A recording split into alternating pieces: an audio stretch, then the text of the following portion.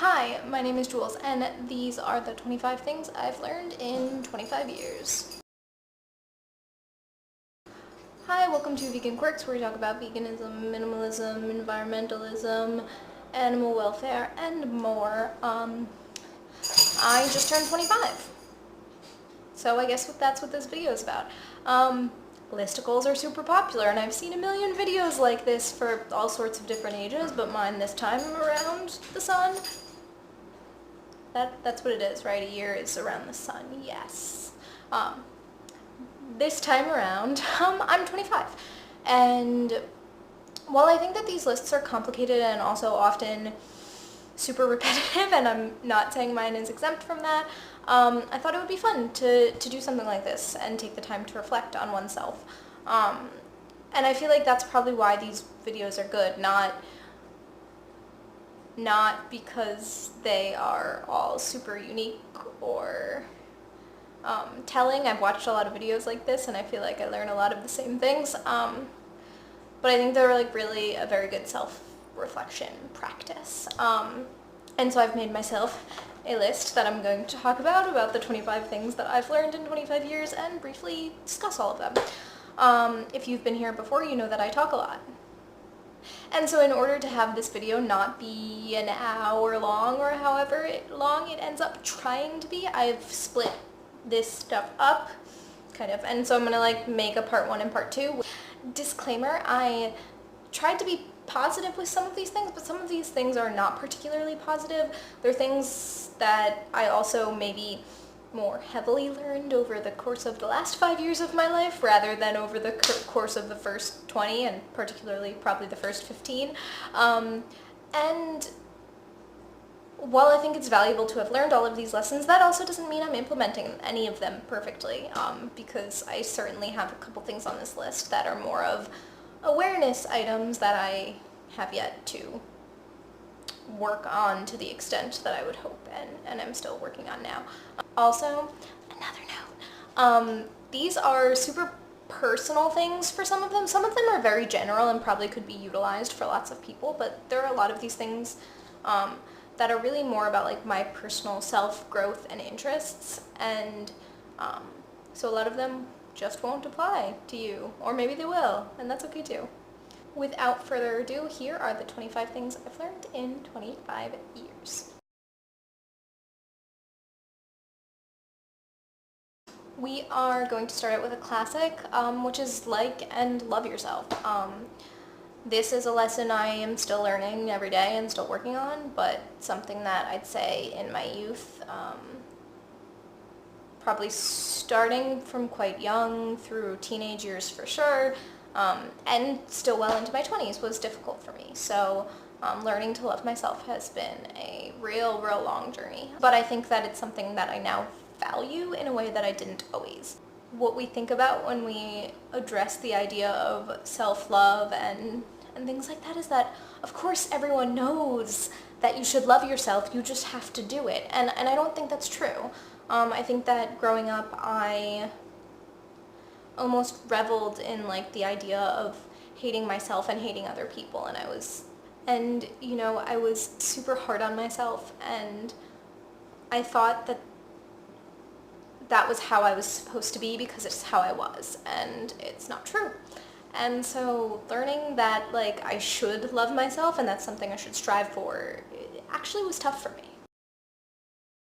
Being a novice, again, is something that, again, I've struggled for a lot of my life with, because I think that I've never felt like I was an expert at anything, which for someone who's 25 years old, of course not. Of course I'm not an expert at anything. Most people aren't professionals of anything particularly important until they are adults, and when they're professionals of those things, they are not experts. They are still amateurs for a very long time. And I think that I always have looked at myself as someone who was never good enough at the things that I loved and did a lot and was passionate about. But what this ended up being for me is that I also, when I wanted to try new things, I got frustrated so easily.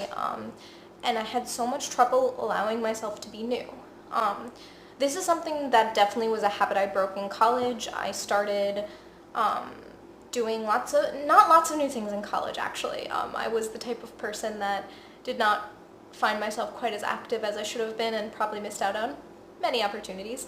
But I joined groups that were new to me in some way, and I tried activities that I wasn't very good at, and part of the reason why I did that was force.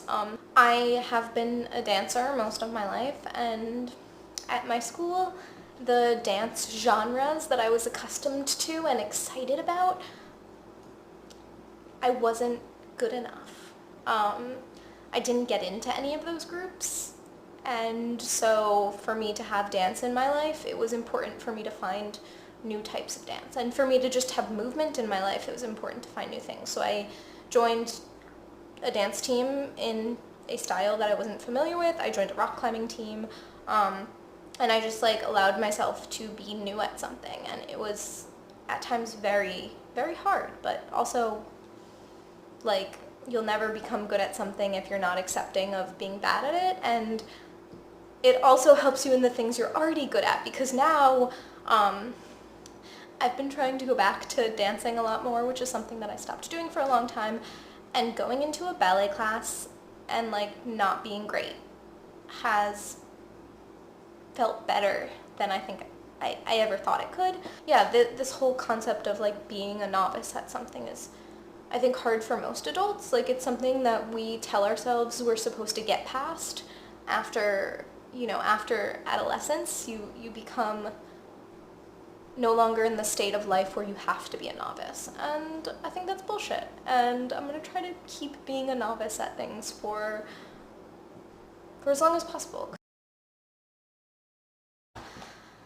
Stop getting so angry. Oh, this is one for myself. I feel like it's something that a lot of people deal with, and honestly, I think that it's complicated because nowadays the youth of our generation are feeling like it's a time to get angry and a time to get loud and not let yourself go unheard. And while I agree with that, I find that I have a visceral reaction to people being angry at or near me. And this is something that, like, for me, I think is part of like my own anxiety and my own my health and safety. And so I see that when people, and particularly people who seem like they could overpower me, are loud and angry and aggressive about something they're excited about, I get scared. But also, I have anger issues. Like, I have my whole life. I've always been a fairly angry person. Like, not all the time, but like when I'm angry, I lash out and I get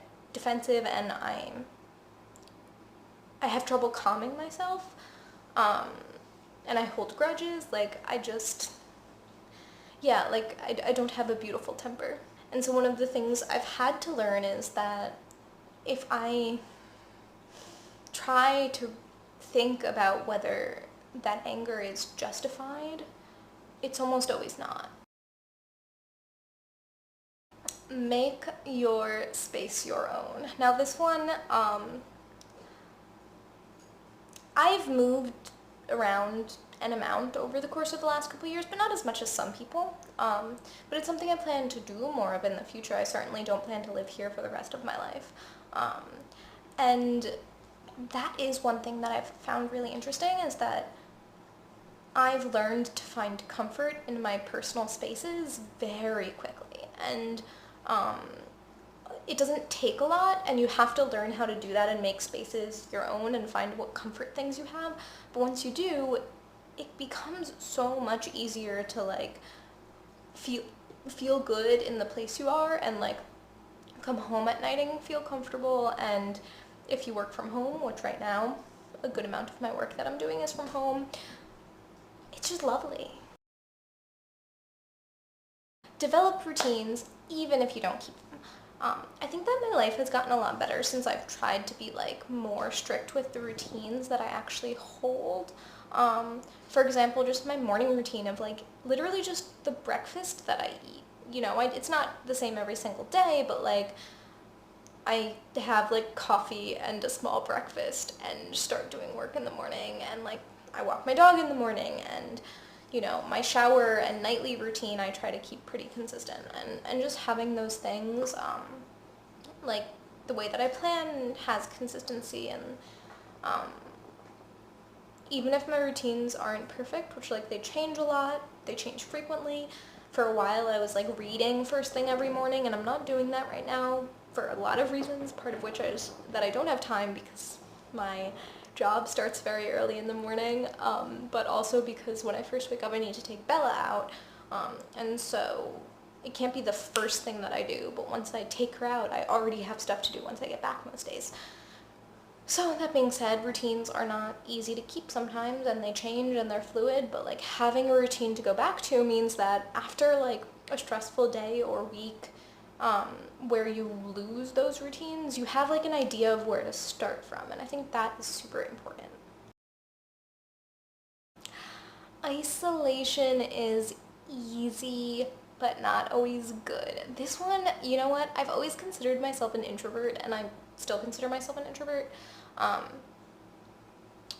But I didn't realize for a long time that like if I allow myself to be isolated for a long time, it's not good for me for a lot of reasons. I mean, like me talking to other human beings and like getting to discuss how things are going in my life, like that's a very normal thing that a lot of people enjoy doing, and I'm one of those people that I gain value out of venting. When I allow myself to be isolated for long periods of time, I don't have someone to vent to, and then I just like build up so much stress. And it's not that you should like therapize to your friends, like I shouldn't be using friends and family and things like that as a mental health resource, but I should be able to like blow off steam and like chat about things that are tough, because that's something that friends and family are there for. This is something I've realized in the past year, but also realized more so since I've been living with my partner, that it is so easy for me to, if I'm isolated a lot of the day, which I am, actually put a lot of that on them, because when my partner comes home, they've been around people all day and I haven't, and that can be tough. But that means that I've been trying to put myself in more situations where I get to meet and talk to other people, whether or not it's, you know, like actual like deep discussions about my life, or just like being around other people and getting to interact. It's super good. Which brings me to my next point, that while isolation is not always good, allowing yourself time for it is good.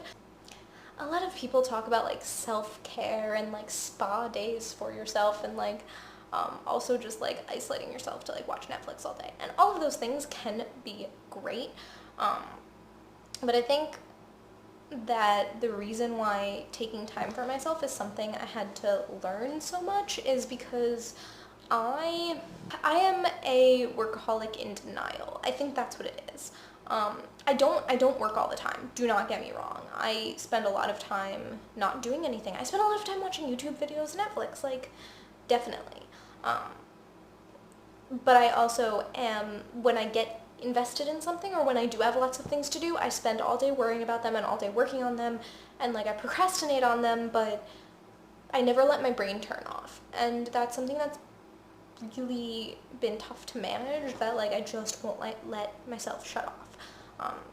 So that's something I'm working on, is allowing myself days to shut off, and like allowing myself sometimes, like when I do have moments where I'm with my partner when they come home from work, I just like, we just sit and don't talk to each other a lot of the time, because we both need that self time. And I guess something I learned from these 25 glorious years of life is that a lot of things you learn about yourself are things you're learning about other people, and so I also am appreciating the fact that I need to allow that time for Ryan as well as for myself.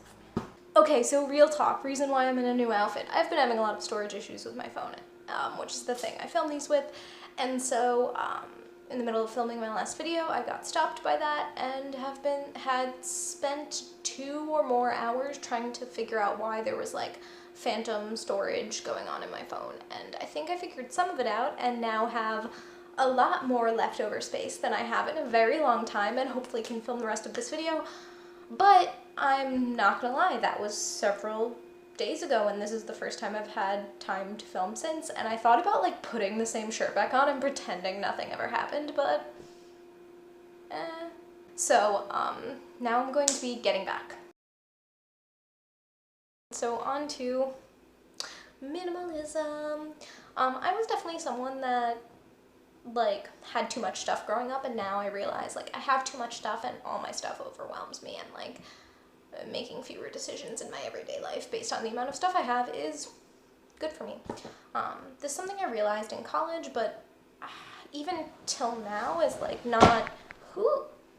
has not come to like fruition completely, because I had a lot of stuff, and I'm someone who can get rid of things that like I feel like have value to someone else, but if they're going in the trash, I do not want to get rid of them. So like literally just like I have lotion, like a lot of lotion from a long time ago that I've just been using forever, because like if I just throw it out, then I'll eventually have to buy more, and like that's different than clothes a little bit, but like there's a lot of things that I feel hesitant about parting with, but I also am realizing like it's good for me to part with.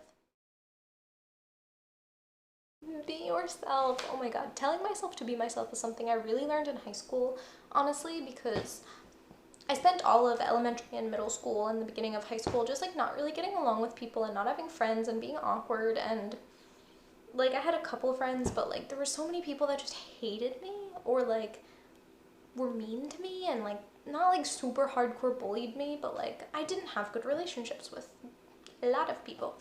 And I think there was like a point where it was like, I am done fucking trying this hard. I think that was good for me, and I spent a lot of the rest of high school just being myself, and if someone wants to dislike me for who that is, like I was just kind of like, it's fine. It has helped me to get to a place now where I do like myself more, whereas then it was more like, it was a little more like self-deflating, like more like, oh, I hate myself and no one's ever gonna love me, but like, at least if I know that's true, then I can just give up. And that's kind of my mentality, how it was in high school. I've always been super pessimistic, and now, at least most of the time, I try to have it be more like, if I am myself, the people that aren't the worst are going to want to interact with me, and there are going to be people that are like super awesome people that still hate me, and that's also okay, because like we are not obligated to love everyone. No one is obligated to love everyone. And yeah, it was a very complicated relationship that I had with myself and now continue to have with myself, but be yourself, Jules. You're fine the way you are, kind of. If you want to self-improve, that's also totally cool, but like, don't self-improve from a place of pure hatred. Got it? Tech. Okay, I have become a thing I've always hated, which is like a tech addict, super like tech boy. I always thought that like people that like spent all days on their smartphones and like were computer tippy tapping all, like I was just so against this when it first like became a thing. And for the record, I am, wow, duh, Jules, the whole purpose of the video, I'm 25 years old. And so like me, like late middle school, early high school was like when people started using smartphones, and part of me was just kind of like, I don't have the money for this, so I'm just not gonna even think about it. But part of me was like against it when I was in college. So I didn't get a smartphone until like the end of 2015, which is like my last year at school. I mean, I had a cell phone, and that was interesting. And now I'm addicted to it, and now I spend too much time on it, and it's good and it's bad, because it means that I like get to reach the outside world, and I get to do this, which is really fun, and I can do it from my phone, and even though it's not perfect that way, like it's something I never would have done otherwise. And also like just my ability to like gain knowledge from YouTube, and also entertainment, and Netflix is like a big part of my life now, and like I don't know, it's complicated. And I also like lived very far away from my family and most of my friends for a very long time, and like I couldn't imagine what that would have been like if technology wasn't like what it was. So caring about my health is something that I've realized is good for me when I'm coming from the actual health perspective, and is so much harder for me when I'm coming from the like physicality perspective. I know that this is kind of a blanket true thing of people that deal with like eating disorders or disordered eating. And I guess it's true of me too. Like when I was focused so much on like hating the way that I looked and wanting to look differently, I did a lot of like starvation binging kind of situations, whereas once I started to recognize that I wanted to improve my health and thinking about it more in that perspective, and this took a very long time, this was like a process that is still ongoing, like I became more invested in like just moving my body every day, or like eating healthfully but allowing myself to also eat junk food, and like being a little bit looser with some of those things. But it also ended up being that like I want to eat healthy more of the time because I feel good when I eat healthy. I think I've come to a point where like I can appreciate that if I want to change the way I look physically, I might be in a better place to do it than I used to be. But it couldn't have started there for me. It really couldn't have. It was always unhealthy when I was starting from "you're ugly, stop eating." For me, perspective of like why I'm doing something was very valuable. And with health itself, it's, you know, am I being good to myself or bad to myself, and why? Okay, so here is number 12, which is the last one for this video. You guys will have to tune in to the next one for the rest of whatever this is that's going on. And so it is a little bit along the lines of the being yourself thing, and it is the fact that being different is okay and is valuable. It's strange because I grew up in a situation where I was always different, and some of that was valued, you know, like I was academically really strong compared to my peers and most of the people at my school, and that was valued in a certain way, right? Like teachers liked me because I got good grades, but I did not have friends. The point is that like that was a way in which I was different from my peers, and it was hard because I was isolated a lot of the time, and I felt that way. I felt isolated. I felt like I noticed I wasn't invited to parties, and I noticed that like it was hard for me to keep friends, and it always has been, and it always will be. But I also have started to gain an understanding that the things that are different about me, which at this point I don't consider intellect to be something different about me, because I've also now been around a lot of people outside of the public high school that I went to, and I always didn't think I was like particularly smart, but it's something that has been more thoroughly ingrained into my head the more that I'm surrounded by people that are actually very smart. But recognizing that like the things that are unique about me are good has been something hard to do, and that I'm working on.